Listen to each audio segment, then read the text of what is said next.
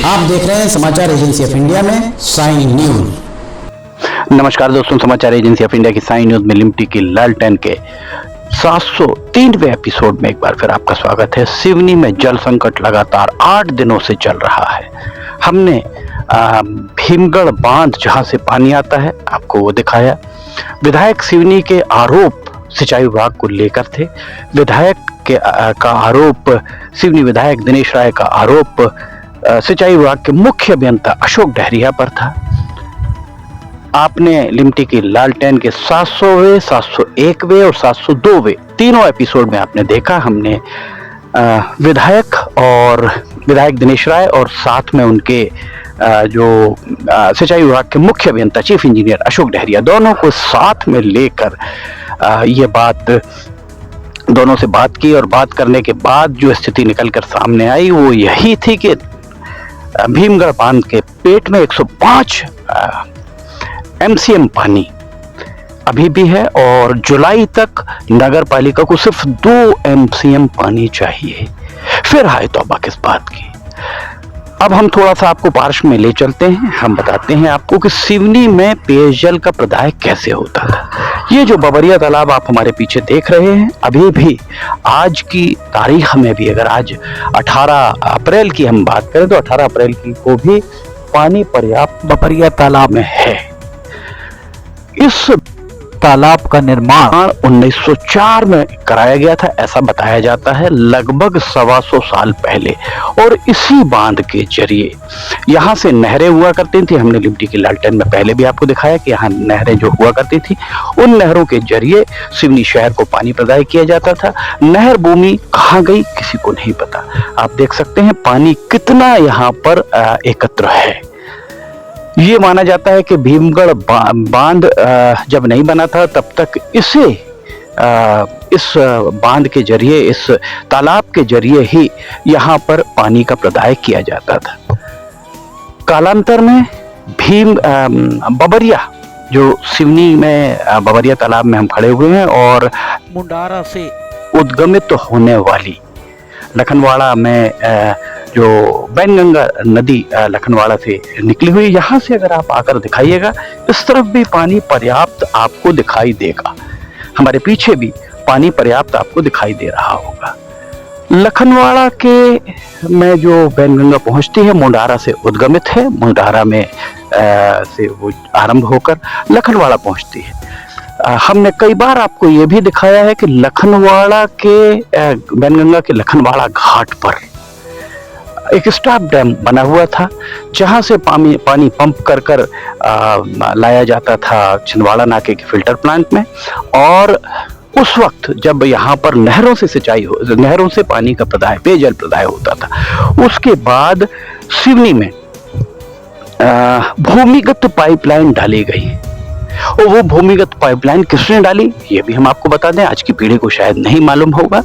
Doctor Vijay Kumar Sarin के पिता अवतार सिंह, और डॉक्टर अवतार सिंह के पिता जो लाला हरगोविंद राय सरीन थे, डॉक्टर सरीन के दादा, उनके द्वारा भूमिगत पाइपलाइन यहाँ पर डाली गई थी।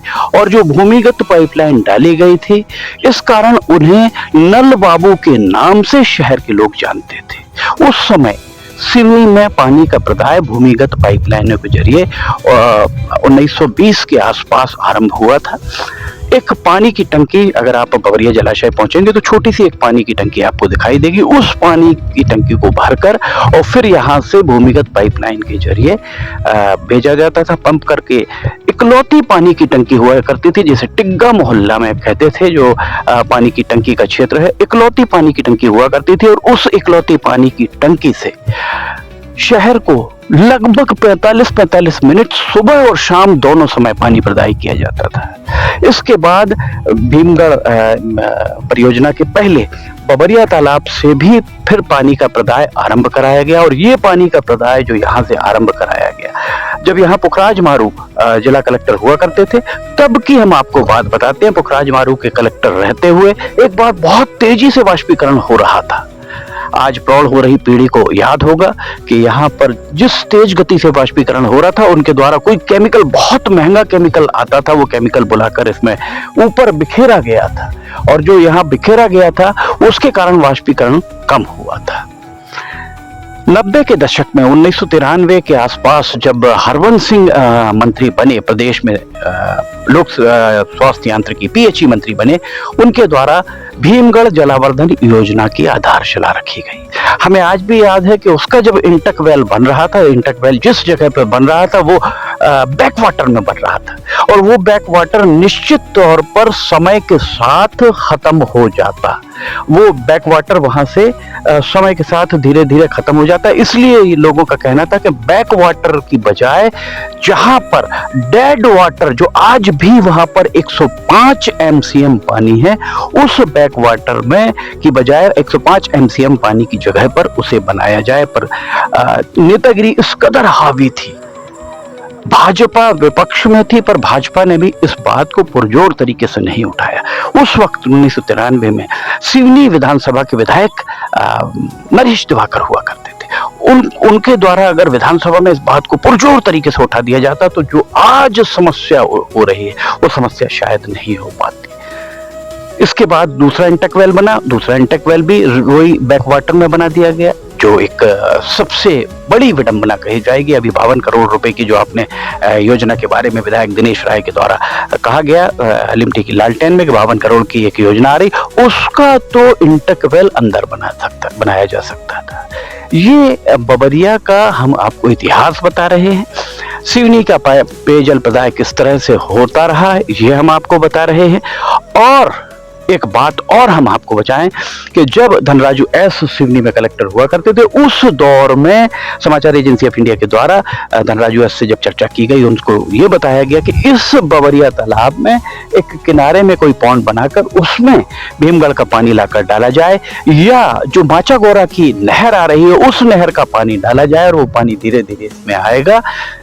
आज जो 22, 25, 30 किलोमीटर दूर से पानी लेकर आते हैं वो पानी लाने की जरूरत नहीं होती। और यही बबरिया एक महीने अगर पाइपलाइन फटती, बिजली की आपूर्ति बाधित होती तो इसे संभाल सकते थे। लोगों का यह भी कहना है कि अगर जलावर्धन योजना सिंचाई नगर पालिका से नहीं संभाली जा रही तो उसे पीएचई को वापस कर दिया जाए। पर जब वापस किया जाएगा तो एलम ब्लीचिंग, जिसमें भारी घोटाले की बात हमेशा होती है, वो उससे उस मोह को त्यागना होगा नगर पालिका को। ये स्थिति है। हम आपको आगे भी बताएंगे कि आखिर पानी की परेशानी की कहां से आरंभ हुई। पिछले साल भी आपको याद होगा अप्रैल के महीने में 7 दिन पानी नहीं आए थे।